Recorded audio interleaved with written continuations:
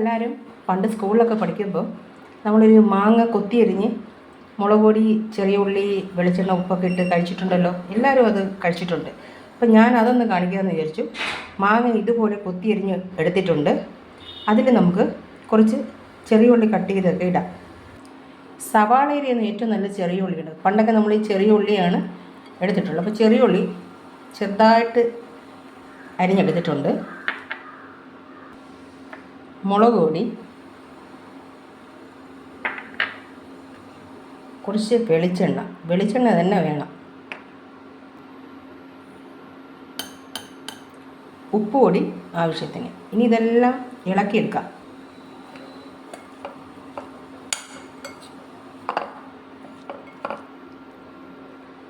ഇതെല്ലാം റെഡി ആക്കിയിട്ടുണ്ട്. ഇത് നമ്മൾ പണ്ടത്തെ ഓർമ്മ എന്തായാലും വരും. പണ്ടൊന്നും ഇതിന് എന്താണ് പേരെന്നൊന്നും അറിയത്തില്ലായിരുന്നു.